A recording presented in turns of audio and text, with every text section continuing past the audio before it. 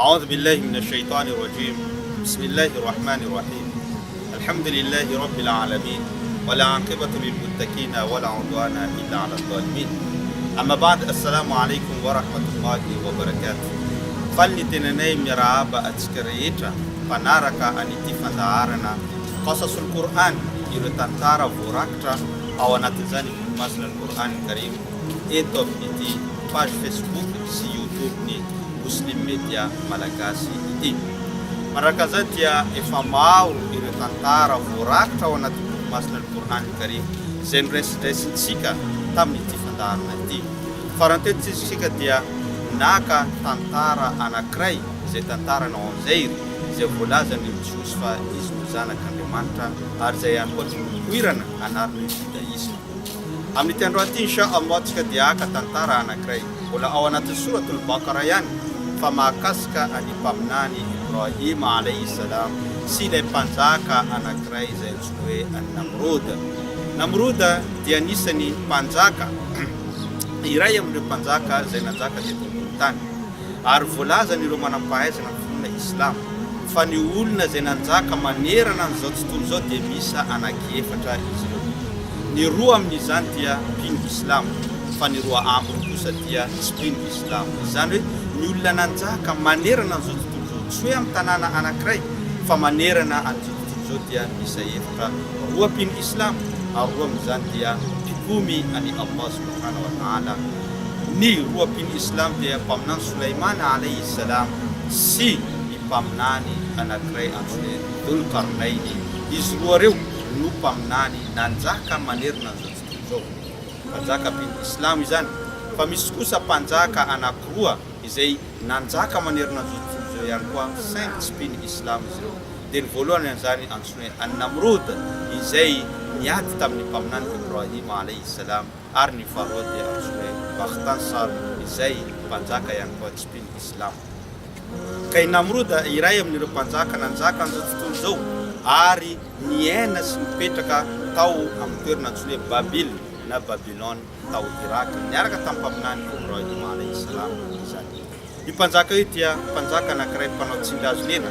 mpanjaka mpamon'olona, mpanao an'izany zavatra rehetrarehetra zany, miantso tenany fa izy no tompo Andriamanitra, izy no tompona ety ambony tany.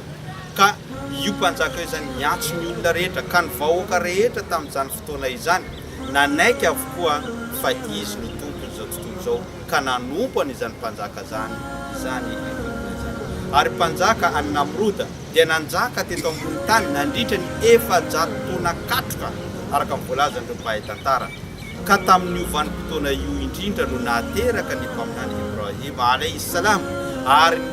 novolavolaina notezaina tao anatiny zany vanim-potoana zany mpaminany Ibrahim alayhi salam. Saingy mpaminany Ibrahim alayhi salam kosa nomeny Tompo Allah subhanahu wa ta'ala fahendrena, fahalalana, faminanina ka nanoka tena nanompo ny Allah subhanahu wa ta'ala ary tsy vitan'izany fa niantso ny olona mba handeha hanompo sy hanokana an'izany Tompo Allah subhanahu wa ta'ala izany.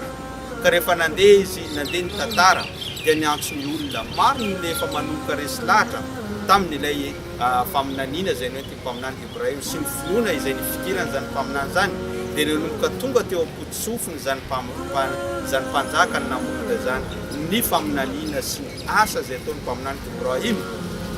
Ka teo indrindra izy nampiantso an'izany mpaminany Ibrahim mba hanao débat izany hoe hifanakalo hevitra, hifampiteny hoe iza marina ny tompony izao tontolo izao. Ka teo indrindra no niantsoana i mpaminany Ibrahim alayhi salam ka tonga ny tenany namaly an'izany antso zany tamin'ny fotoana io. Rehefa tonga izy namaly ny antso ka niteny izany mpanjaka zany manao hoe man rabbuka, iza ny tomponao ry Ibrahim? Dia namaly mazava ho azy Ibrahim alayhi salam manao hoe Rabbi alladhi yuhyi wa yumiit, tompo dia ilay namelona sy ilay mamono.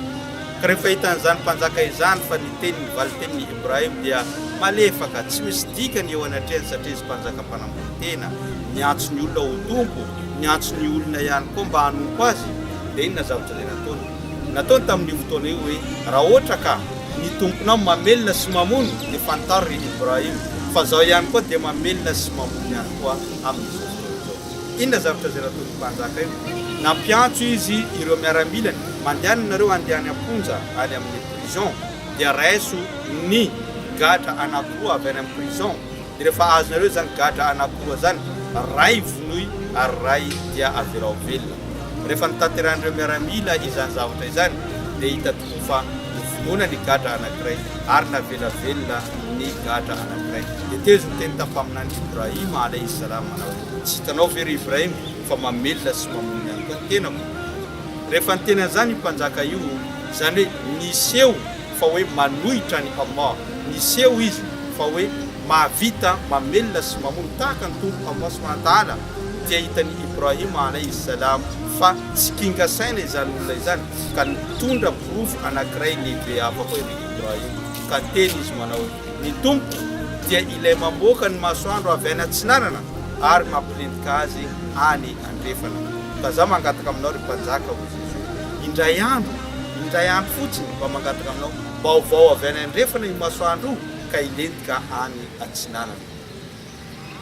rehefa nitena zany mpaminany Ibrahima mazava ho azy fa izy olombelona tsy mahavita manao an'izany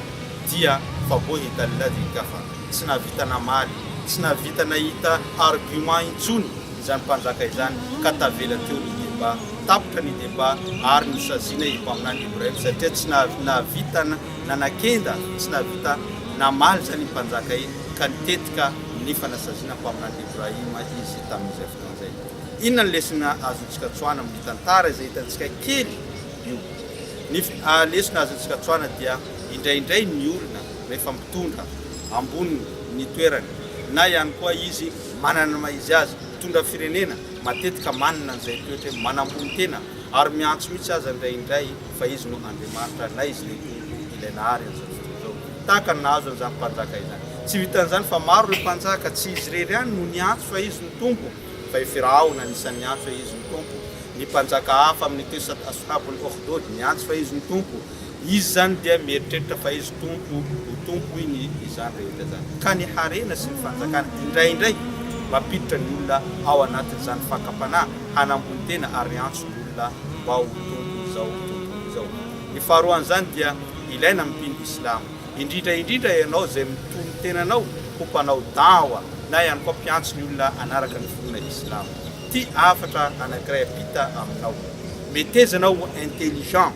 metezanao ho kinga saina amin'ny fifamaliana na ny débat izay ataonareo satria nahoana nandalo tamin'io fotoana io zany fa niporofony io mpanjaka io fa izy ihany koa mamelona sy mamony ka nivono ny gadra anankiray ary navelamvelona ny gadra anankiray tamin'izay fotoana zay mieritreritra izy io fa hoe tsy ahita valiteny hafa intsony Ibrahima alayhi salam fa noho ny vokatra ny hakingatsaina ny mpaminany Ibrahima alayhi salam ary zay notakinantsika mpanao dawa dia nahita hevitra hafa ka tsy navitany izany mpanjaka izany hoe mamaly ihany koa satria tsy vitany mihitsy amin'ny maha-olombelona azy ny amoaka masoandro avy any andrefana ka ilentika any atsinany zay no afatra ho antsika aza mora tezitra rehefa mifanakalo hevitra aza manao zavatra hafa aza miteniteny zavatra ratsy fa rehefa tonga ny fifamaliana na ihany koa fanakalozan-kevitra amin'ny zavatra anankiray dia tadidio tsara raha lasa navavina tovona Islamo fa ny zavatra zay tokony ataonao dia fampiasanao ny saina mandeha lavitra